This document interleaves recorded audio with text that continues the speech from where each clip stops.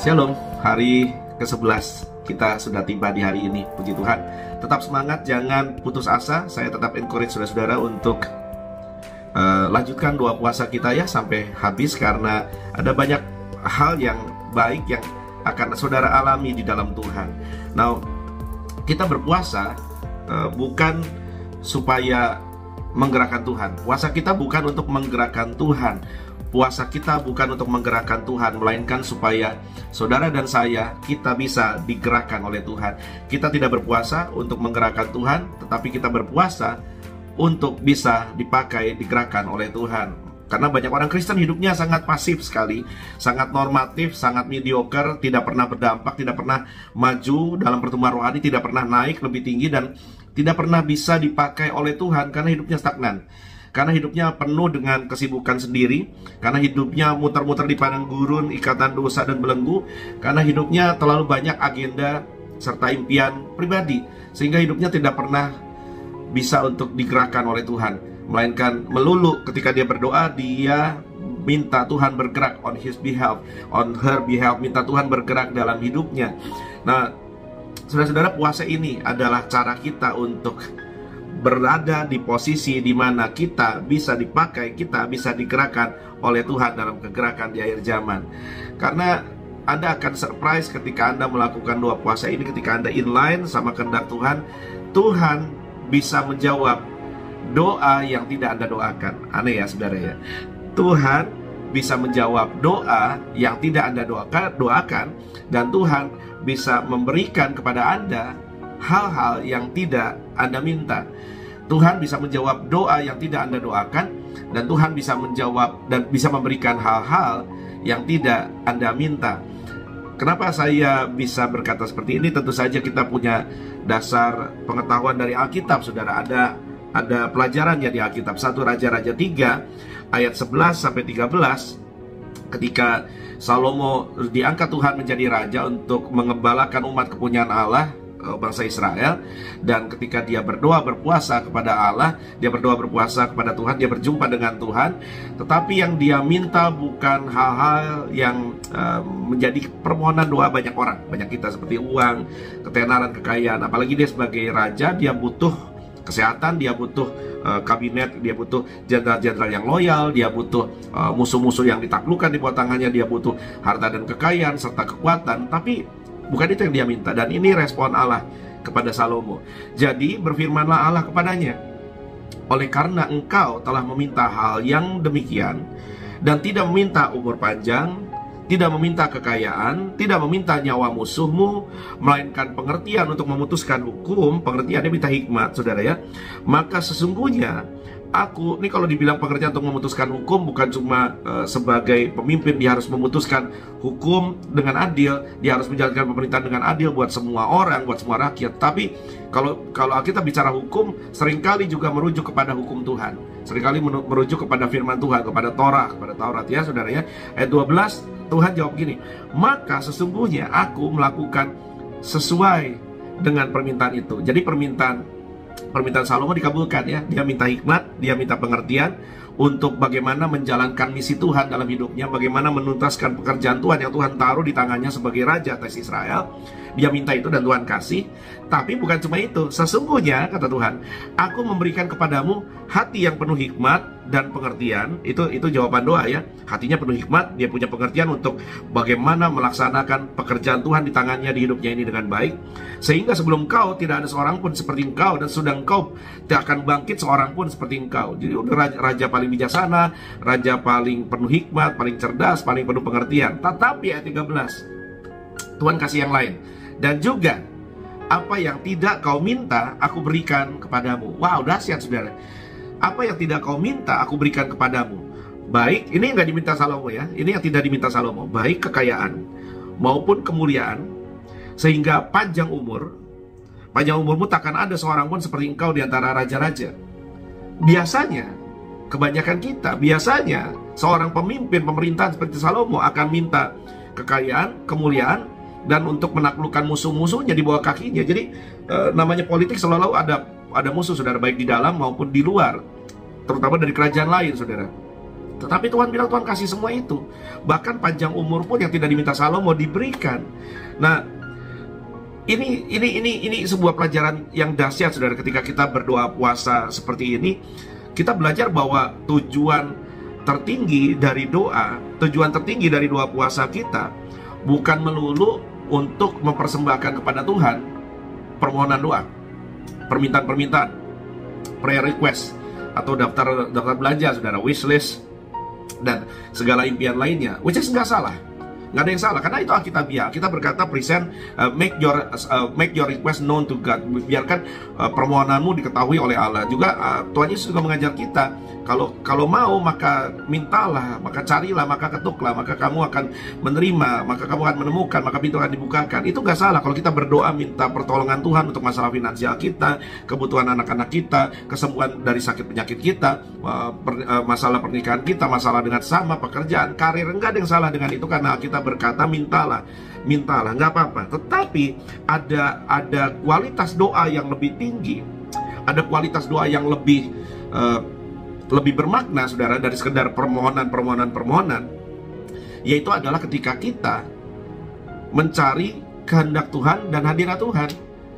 Jadi kalau Salomo sadar bahwa dialah dari semua anak Daud yang dipilih untuk menggantikan bapaknya Daud, mengembalakan domba-domba Israel sebagai raja, dia sadar bahwa posisi itu bukan cuma privilege, posisi itu bukan cuma kemewahan, tetapi posisi itu adalah sebuah kepercayaan dan sebuah pelayanan.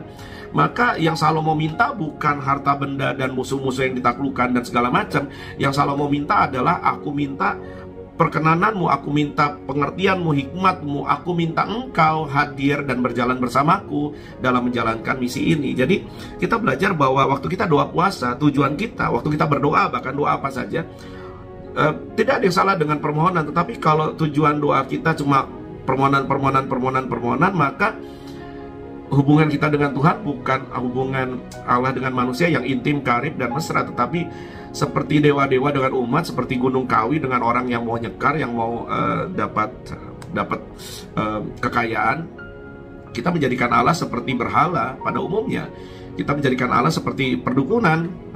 Itu bukan sesuatu yang ingin kita capai dari puasa ini, melainkan ketika kita berdoa puasa, yang kita pengen bangun adalah kedekatan, keintiman dengan hadirat Tuhan, mengerti hati Tuhan, mengerti pikiran Tuhan, mengerti hikmat Tuhan, seperti yang diminta Salomo. Nah, kalau saudara-saudara hari ini yang menyaksikan tayangan ini, baik saudara-saudara yang sedang mengikuti puasa bersama saya, atau saudara-saudara yang tidak mengikuti puasa tapi somehow kepengen dengar pengajaran-pengajaran yang saya lepaskan lewat YouTube ini, if you feel that your intimacy with God is not where you want to be, kalau Anda merasa bahwa keintiman Anda dengan Tuhan hari ini, sekalipun Anda Kristen, sekalipun Anda pelayanan, tidak berada sebagaimana semestinya, Anda tidak sedang berada dekat dengan Tuhan sebagaimana mestinya, Anda tidak sedang berada di tempat keintiman di mana seharusnya Anda berada dengan Tuhan hari ini, maka saya mengundang Anda saya mengundang saudara untuk mengevaluasi ulang bagaimana kehidupan doa kita dan apa-apa yang kita doakan selama ini dalam hidup kita. Karena kalau hati kita benar waktu berdoa, Tuhan bukan cuma bisa dan mau menjawab permohonan doa kita, tetapi Tuhan sanggup dan mau memberikan lebih dari yang kita minta dan doakan.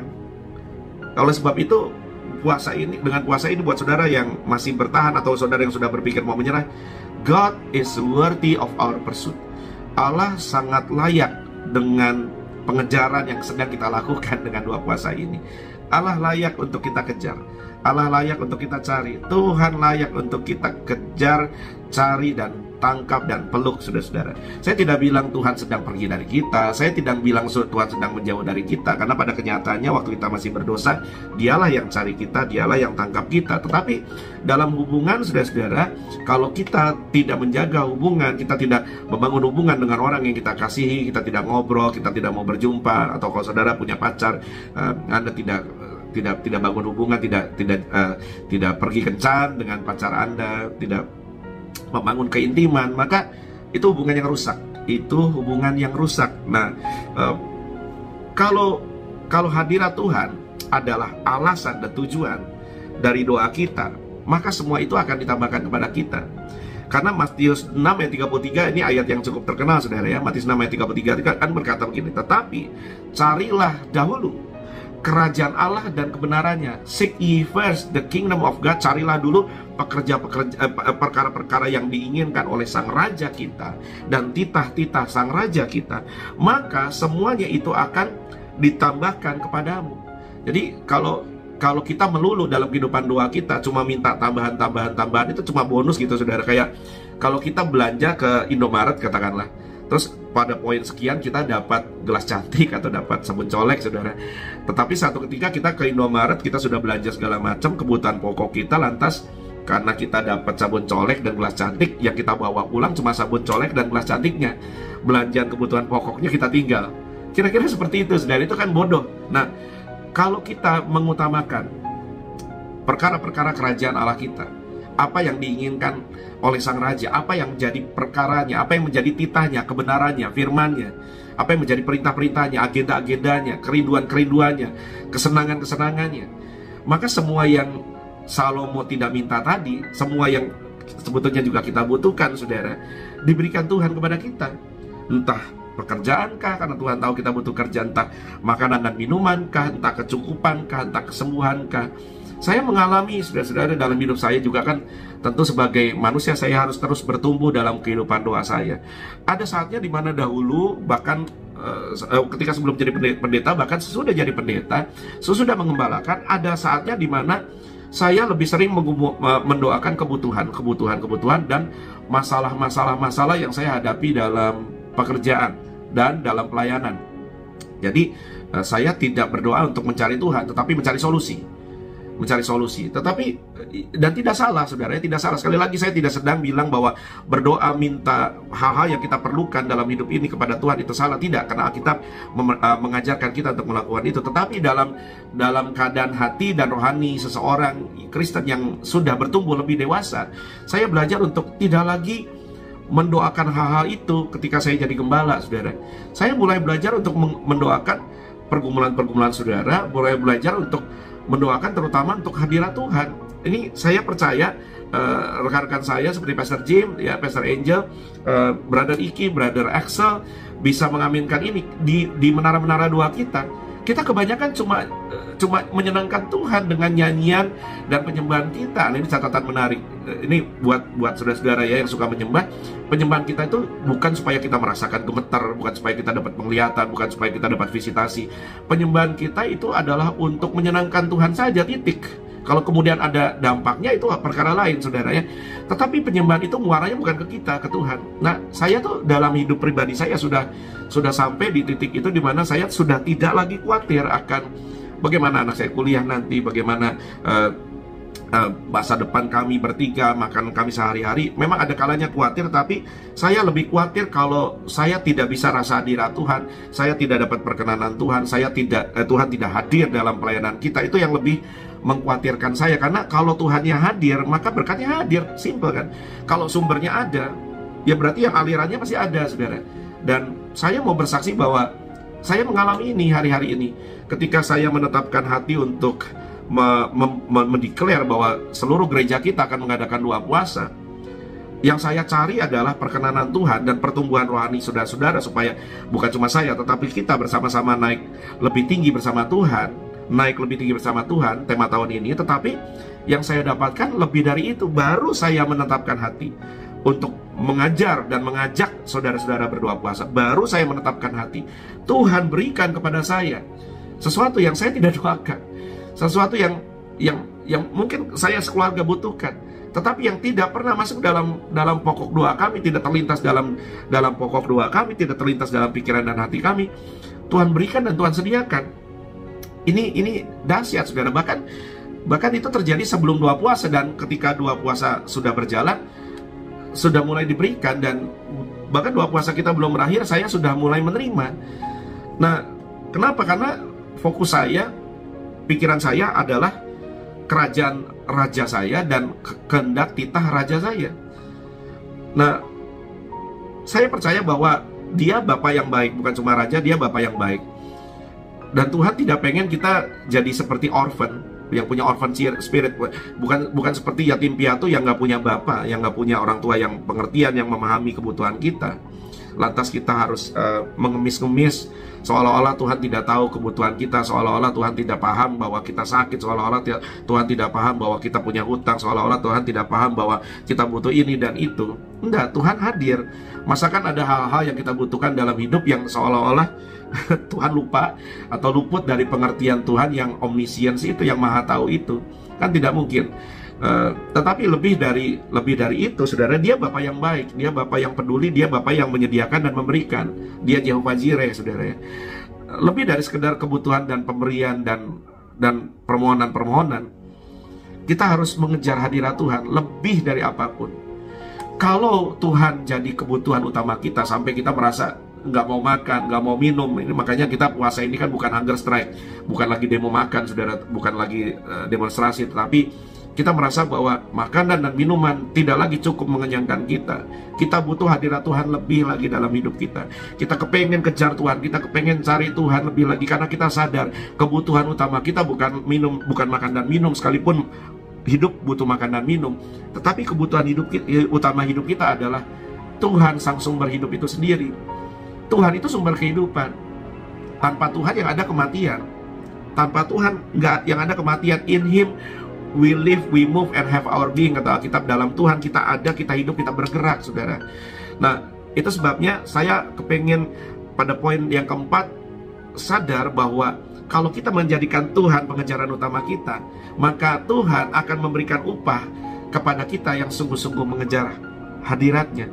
Ibrani 11 ayat 6, saya baca bagian B saja. Ibrani 11 ayat 6b bilang begini, Allah memberi upah kepada orang yang sungguh-sungguh mencari Dia. Allah memberi upah kepada orang yang sungguh-sungguh mencari Dia. Dalam bahasa Inggris versi King James dipakai kata reward untuk kata upah. Nah, reward ini kan seperti, ya betul, ditambahkan upah, tapi juga seperti hadiah, seperti sebuah penghargaan kepada orang-orang yang kebutuhan utamanya dan pencarian utamanya adalah Tuhan. Jadi jangan pernah takut bahwa ketika kita tidak minta, tidak berdoa kebutuhan kita, lantas kita berdoanya minta Tuhan, hadirat Tuhan, pengertian Tuhan, hikmat Tuhan, minta Tuhan hadir lebih lagi dalam hidup kita, dan lantas Tuhan tidak menjawab kebutuhan kita dan menyediakan kebutuhan kita. Tidak akan begitu, saudara, tidak mungkin, sebab Dia memberi upah kepada orang-orang yang sungguh-sungguh, ini bukan mencari jawaban doa, bukan mencari kebutuhan, tetapi mencari Dia, mencari Tuhan. Makanya saudara-saudara, dengan doa puasa ini yuk, jangan cuma menahan lapar, jangan cuma menahan haus.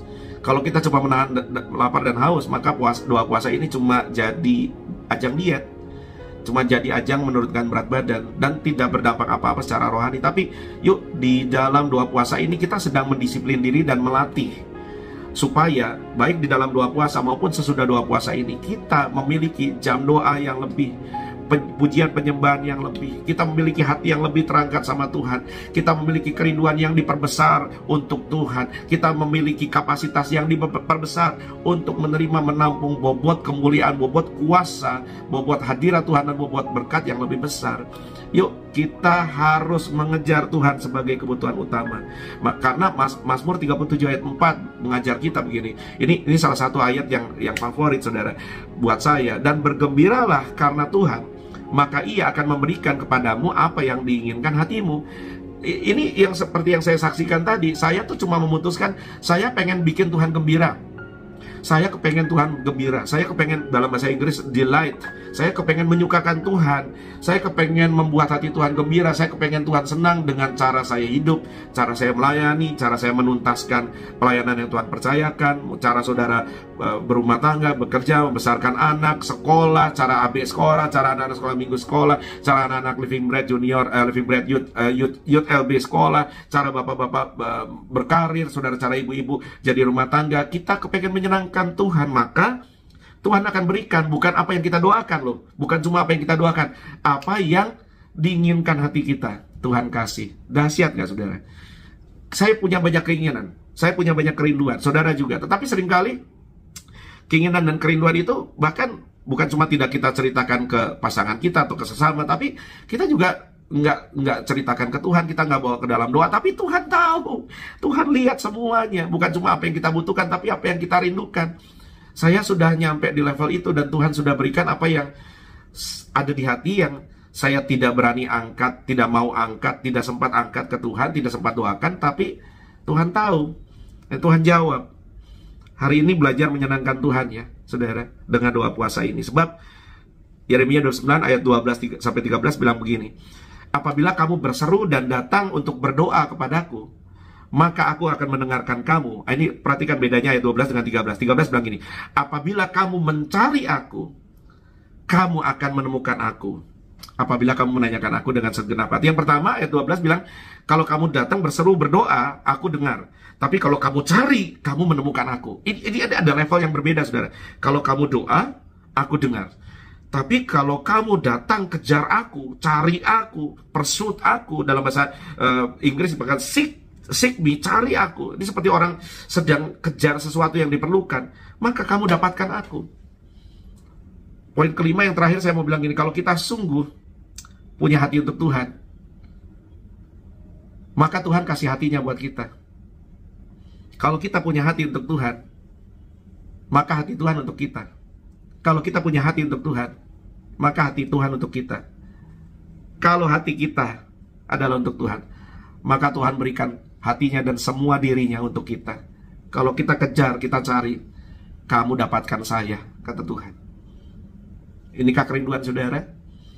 Rindukah saudara menemukan dia dan dia membiarkan dirinya ditemukan dan ditangkap olehmu dan jadi milikmu selama-lamanya? Saya tahu Allah memiliki kita, saya tahu itu. Tapi apakah kita memiliki dia? Kalau saudara rindu, just lift up your hands. Angkat tanganmu di tempat di mana kau berada. Nah, mulai nyembah dia dan katakan, Lord, I need you. I need you more than the air I breathe. Aku butuhkan Engkau Tuhan lebih dari udara yang kuhirup. Aku butuhkan Engkau Tuhan lebih dari air yang kumakan, yang kuminum, lebih dari makanan yang kumakan. Aku butuhkan Engkau Tuhan lebih dari mentari di pagi hari. Aku butuh Engkau. I need you. I need you more today than yesterday. Aku butuh Engkau hari ini lebih dari kemarin. Aku butuh Engkau minggu ini lebih dari minggu lalu. Aku butuh Engkau tahun ini lebih dari tahun lalu. Aku butuh Engkau Tuhan. Just worship Him. Mulai sembah dia. Katakan, Jesus, you are my everything. Bapa, Engkau segalanya buatku. Engkau baik. Aku butuh Engkau lebih dari kebaikanmu. Aku perlu Engkau lebih dari keperluanku. Aku butuh Engkau lebih dari kebutuhanku. Mari kita doa sama-sama, saudaraku. Bapa, dalam nama Tuhan Yesus Kristus, ada kalanya kami begitu sibuk dengan daftar permohonan kami, daftar belanja kami ketika kami datang berdoa sama Tuhan. Tapi hari ini kami berkata, Tuhan, kami butuh Engkau lebih dari daftar permohonan kami. Kami butuh Engkau lebih dari kebutuhan kami. Kami perlu Engkau lebih dari keperluan kami. Engkaulah keperluan kami yang utama. Engkaulah kebutuhan kami yang utama. Kejar kami, tangkap kami. Ampuni kami jika selama ini kami sibuk dengan pekerjaan kami, dengan urusan kami di rumah, dengan kesibukan aktivitas sehari-hari, bahkan dengan hobi. Bahkan mungkin dengan pelayanan kami lebih sibuk melayani Tuhan. Kami lebih sibuk melayani pekerjaan Tuhan dan tidak sibuk melayani Tuhan. Kami lebih sibuk melayani pekerjaan Tuhan dan tidak sibuk melayani Tuhan. Yang utama dalam hidup kami adalah Sang Raja segala raja.